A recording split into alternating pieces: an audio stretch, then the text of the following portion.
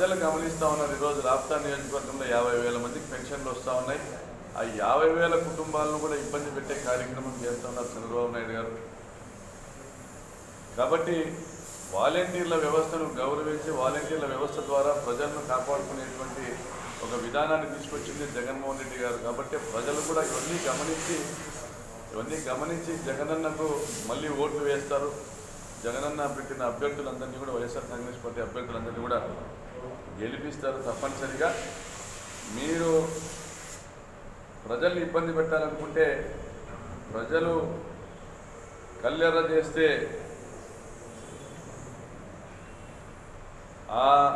ఆ దావాగ్నిలో తెలుగుదేశం పార్టీ మాడి మసైపోవడం ఖాయమనేసి కూడా ఈ సందర్భంగా హెచ్చరిస్తా ఉన్నాం.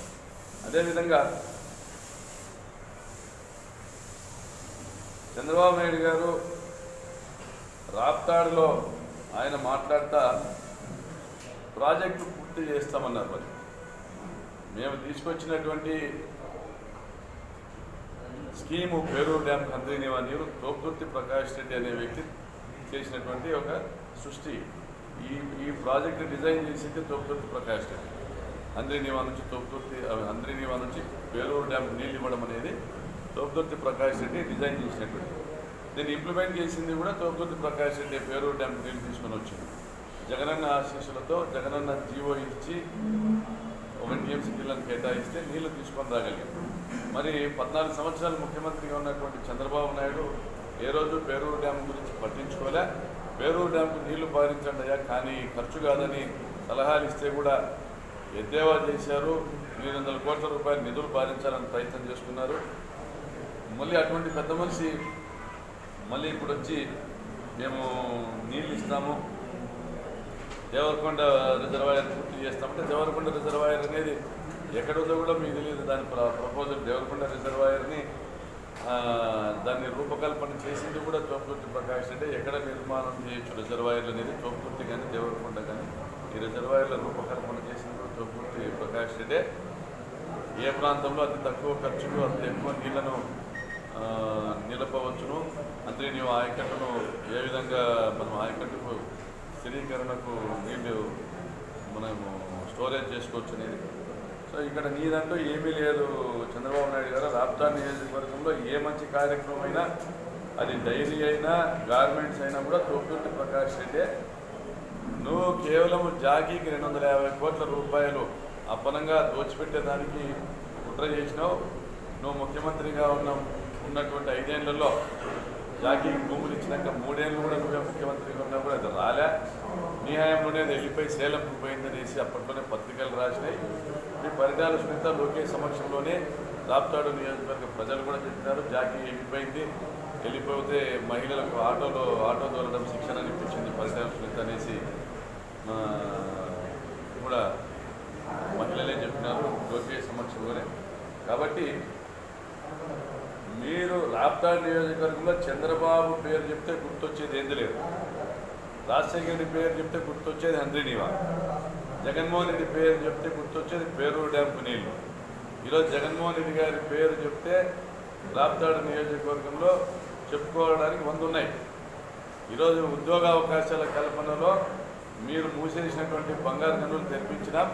అదేవిధంగా సోలార్ హైబ్రిడ్ పార్కు రామగిరిలో భూసేకరణ చేసి రైతులకు డబ్బులు ఇచ్చినాం, టెండర్లు పిలిపించినాం. త్వరలో దాని ద్వారా ఆ ప్రాజెక్ట్ ఏర్పాటు చేసి 300 మెగావాట్ల విద్యుత్ ఉత్పత్తి చేసేటువంటి ప్రాజెక్ట్ ఏర్పాటు చేసి ఉద్యోగాలు మేము ఇవ్వబోతా ఉన్నాం. రామగిరి బంగారు గనుల ద్వారా కూడా ఉద్యోగాలు మేము ఇవ్వబోతా ఉన్నాం.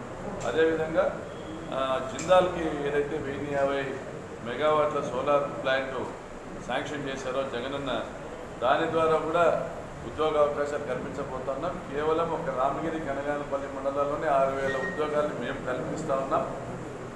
ఇవన్నీ మేము ఏవైతే తీసుకొని వస్తామో దాన్ని చూసి మీరు కాపీ చేసి మాట్లాడాల్సిందే తప్ప మీకంటూ స్వచ్ఛంగా ఒక ఆలోచన లేదు. ఈ నియోజకవర్గం పట్ల ఒక అవగాహన లేదు చంద్రబాబు నాయుడు గారు. మరి పరిటాల సునీత చదువుకున్న 8వ తరగతి, మరి ఆమెకు అవగాహన లేకపోవచ్చు. మరి నీ గురించి నువ్వు ఎక్కువగా డబ్బా చెప్పుకుంటాంటావు కాబట్టి నీకైనా అవగాహన ఉండాలి.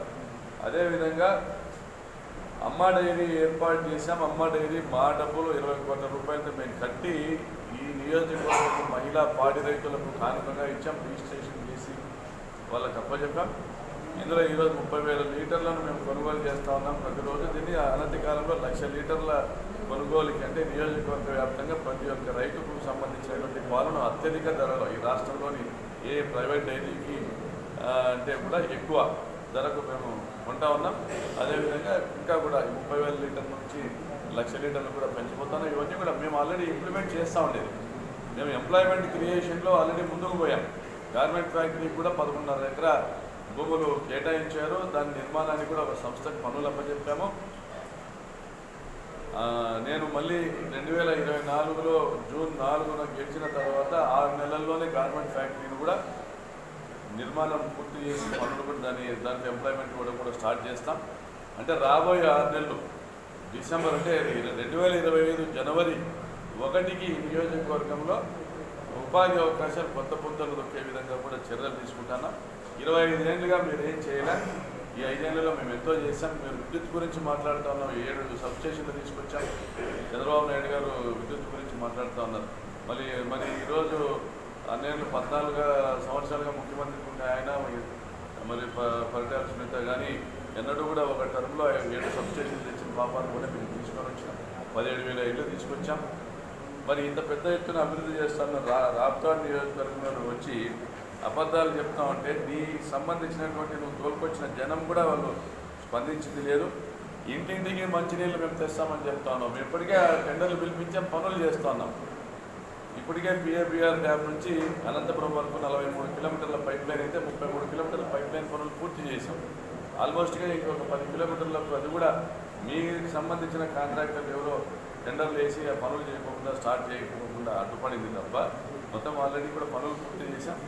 అదేవిధంగా 110 గ్రామాలకు ఆ స్కీమ్ నుంచి 110 గ్రామాలకు 25 ఏళ్ళు మేము పదవిలో ఉండి ఏం చేశాం ఈ నియోజకవర్గానికి 25 ఏళ్ళు ఓటు చేసాం. నియోజకవర్గం ప్రజలు నెత్తిన పెట్టుకుంటే వాళ్ళ ఇంటింటికి తిరిగి కాళ్ళు పట్టుకొని క్షమాపణ అడగాలి. మీకేం చేయలేకపోయాం వచ్చారన్న ఓట్లేంది తప్పితే ఈమె అవన్నీ కూడా కాకుండా అసలు పదవి ఎందుకు ఇస్తా ఉన్నారు? ఎమ్మెల్యే అంటే ఏంది? ఎమ్మెల్యే అనే వాళ్ళ బాధ్యత ఏంది? దాదాపుగా 4 లక్షల జనాభా ఉన్న రాప్తాడు నియోజకవర్గం తను ఏం మంచి చేసింది? కనీసం తాగునీళ్ళ కోసమైనా ఒక ప్రకటన ఒక డిమాండ్ అసెంబ్లీలో రైజ్ చేసిందా? ఒక జీవో ఇప్పించగలిగిందా? మరి నేను వచ్చినాక 110 గ్రామాలకు పిఏబిఆర్ నుంచి మేము జీవో ఇప్పించాం, టెండర్లు పిలిపించాం, పనులు దాదాపుగా 70% పూర్తి చేశాం. 110 గ్రామాలకు మంచినీళ్ళు ఇవ్వబోతున్నాం. అదేవిధంగా గొల్లపల్లి రిజర్వాయర్ నుంచి 51 గ్రామాలకు 49 కోట్లతో జీవో ఇప్పించాం, టెండర్లు పిలిపించాం. కొన్ని టెక్నికల్ రీజన్స్ వల్ల అధికారులు కొంతమంది సహకరించకపోవడం వల్ల ఆ టెండర్లు ఫైనలైజ్ చేయకపోయారు తప్పితే భవిష్యత్తులో కూడా ఈ పరిటాల రవీంద్ర ఎమ్మెల్యేగా ఉన్నప్పటి నుంచి కూడా మంచినీళ్ళ వసతి లేని గ్రామాలు 51 గ్రామాలు చెన్నైపల్లి, రామగిరి, కనగన్ నేను వచ్చినాక చేశాను. నేను వచ్చిన తర్వాతనే ఈ నియోజకవర్గాన్ని అమరాలకి చేర్చి 17,000 ఇళ్ళు తీసుకొచ్చాను. ఆమె కానీ ఆమె మొగుడు కానీ జీవితకాలంలో 17,000 ఇళ్ళు ఇచ్చారా? మరి ఏం చేశారు? ప్రజలను రాప్తాడు నియోజకవర్గం ప్రజలకు ఇంటింటి దగ్గరికి వెళ్ళి కాళ్ళు పట్టుకొని తప్పు చేశామని చెప్పాలి పరిటాల్సి. మరి మీకు అధికారం ఇచ్చినప్పుడు దోచుకోవడానికి దాచుకోవడానికి తప్ప మీ పదవిని దేనికి వాడినారు? మీరు మీ బంధువులు చివరికి స్వచ్ఛ భారత్ మిషన్ కింద కేంద్ర ప్రభుత్వం ఇచ్చినటువంటి మరుగుదొడ్ల నిధులను కూడా దోచుకునేటువంటి కుసంస్కృతి పరిటాల కుటుంబాన్ని. ఇంకా చెప్పాలంటే పరిటాల కుటుంబం కానీ వాళ్ళ పార్టీకి సంబంధించినటువంటి అగ్రవర్ణాల పెద్దలు కానీ రామగిరి, కనగానపల్లి మండలాల్లో గమనిస్తున్నది ఏమంటే మా చేనులేక మీరు పొద్దున్నే బయలుభూమికి వెళ్ళాలంటే మాకు ఓటు వేయాలంటారు. మరుగుదొడ్లకు సంబంధించిన డబ్బులు తింటారు. వాళ్ళ చేనులేకి అంటే మరుగుదొడ్ల నిర్మాణం కట్టుకొని వాళ్ళే మరి వాళ్ళ చేనులేకి ఎక్కడ పోలేక బయలుభూమికి వెళ్తే మా భూమిలోకి మీరు వస్తే మీరు వచ్చి మరుగుదొడ్లకు వస్తే ఈ బయలుభూమికి వస్తే మాకు ఓటు వేస్తేనే రావాలా? మీ గొర్రెలు దోలాల మా భూముల్లో కంటే మాకు ఓట్లు వేస్తే రావాలా? అంటే బడుగు బలహీన దళిత గిరిజన మైనారిటీ వర్గాల వల్ల ఇంకా అణచివేసేటువంటి పెత్తందారి విధానం అంటే మీరు మీ పెద్దలు మీ పార్టీకి సంబంధించిన పెద్దలు కూడా ఈ నియోజకవర్గంలో చేస్తూ ఉండేది గమనిస్తున్నాం. మరి దావ సమస్యలు పెడతారు. కొన్ని దావ సమస్యలు మేము కూడా తీర్చినాం. మా పొలంలో మీరు పోయేదానికి లేదు, మా పార్టీకి ఓట్లు వేస్తేనే ఈ పొలంలో మీరు పోలే, లేకుంటే లేదు. పొలం అనేది సాగు చేసుకోవడానికి కింది పొలానికి దావ వదలాల్సింది ఎవరైనా. ఇటువంటి దుర్మార్గమైనటువంటి ప్రాచీన సంస్కృతిగా కొనసాగిస్తూ ఉన్నారు. అదే పద్ధతిలోనే ఉందాం. ఈరోజు కూడా గ్రామాలకు పోతే మేము అంటే లేని ప్రచారం 3000 కేసులు పెట్టారు. 30 కేసులు ఎక్కడన్నా పెట్టింటే చూపించమని అడుగుతాను. 30 కేసులు ఎక్కడన్నా పెట్టింటే అక్రమ కేసులు ఏవైనా మేము అక్రమ కేసులు ఒక 3 కేసులు పెట్టింటే చూపించమంటాను. 3000 కేసులు పెట్టినారంటే ఇక్కడ ఏదో అరాచకం జరుగుతుంది అనేది ప్రజల్లోకి తీసుకుంటే ప్రేరప్ చేయాలనేటువంటి ప్రయత్నము, ప్రజల్ని రెచ్చగొట్టి నియోజకవర్గాన్ని ఫ్యాక్షన్ కుంపటిగా మార్చే ప్రయత్నము. గతంలో మీరు ఏదైతే రక్త చరిత్ర సృష్టించి ఈ ప్రాంతాన్ని భయాందోళనకు గురి చేసి మీ పెత్తనాన్ని అధికారాన్ని నిలబెట్టుకున్నారో అదే ప్రయత్నం మళ్ళీ చేస్తూ ఉన్నారు తప్ప ఎక్కడ కూడా ప్రజల సంక్షేమం గురించి మీరు మాట్లాడతాను. ఒక్క మాట ఎక్కడైనా వీడియో చూపించండి. ఒక్క మాట ఏ గ్రామానికి పోయినా ఇది కాపాడుకుంటూ వచ్చిన మా దాదాపు 4 లక్షల జనాభాని 5 ఏళ్ల పాటు ఒక చిన్న గొడవ లేకుండా ఫ్యాక్షన్ సంస్కృతి మళ్ళీ రాకోకుండా ఒక దాడి లేకుండా ఒక హత్య లేకుండా కాపాడుకుంటూ వచ్చినాం. అటువంటి ప్రజాస్వామ్యము పరిరక్షించబడతాను. ఈ నియోజకవర్గాన్ని మళ్ళీ పాత సంస్కృతి తీసుకొని పోకూడదనేసి ఆమెను మళ్ళీ హెచ్చరిస్తూ ఉన్నాం. చంద్రబాబు నాయుడు గారిని కానీ ఆమె వైసీపీ పేదల పార్టీ, తెలుగుదేశం ధనికల పార్టీ. మన బుక్కరాయ సంఘంలో వైసీపీ అభ్యర్థిని జేసీబీ టిప్పర్ ఏం చదువుకున్నాడు దానికి సమాధానం చెప్పాలి. సింగనమల వైఎస్ఆర్ కాంగ్రెస్ పార్టీ అభ్యర్థి టిప్పర్ డ్రైవర్ అనేది ఎద్దేవా చేసి మాట్లాడుతున్నారు. మరి కీర్తిశేషులు నందమూరి రామారావు గారు గాదిలింగప్ప గారిని ఎమ్మెల్యే చేసినారు, జిల్లా పార్టీ అధ్యక్షులు చేసినారు. బకిడి గోపాల్ గారిని బస్ కండక్టరు ఆయన ఎమ్మెల్యే చేసినారు. అంటే ఆయా సామాజిక వర్గాల్లో వాళ్ళలో ఒక చైతన్యం ఉన్నటువంటి వ్యక్తుల్ని గుర్తించి వాళ్ళు చదువుకున్నటువంటి చదువును గుర్తించి రాజకీయ పార్టీలు ముందుకు తీసుకొచ్చి పెట్టడము, పేదలకు అవకాశం ఇవ్వడం అనేది రాజశేఖర రెడ్డి గారు చేశారు, రామారావు గారు చేశారు, జగన్ గారు చేస్తూ ఉన్నారు. ఇందులో కేవలము పెత్తందారులకు సీట్లు ఇవ్వాలా, బడా పారిశ్రామికవేత్తలకు సీట్లు ఇవ్వాలా, డబ్బులు సంచులు తెచ్చడానికి సీట్లు ఇవ్వాలనేది ఒక చంద్రబాబు నాయుడు గారి విధానమే. నిన్న ఎవరో ఒక అబ్బాయి మాట్లాడాడు, బస్దేపల్లిలోనే ఇక్కడ మాట్లాడాడు జగన్ గారి దీంట్లో. అక్కడ ఒకటే చెప్పాడు ఆ పిల్లోడు మాట్లాడేది.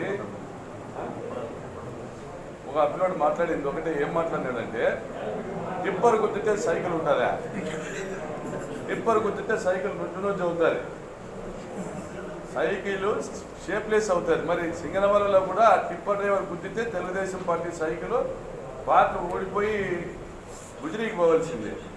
కాబట్టి ఇవన్నీ కూడా ఒక లక్కప్ప గురించి ఉపాధి కూలి అని కానీ విరాజనేల గురించి టిప్పర్ డ్రైవర్ తప్పిది.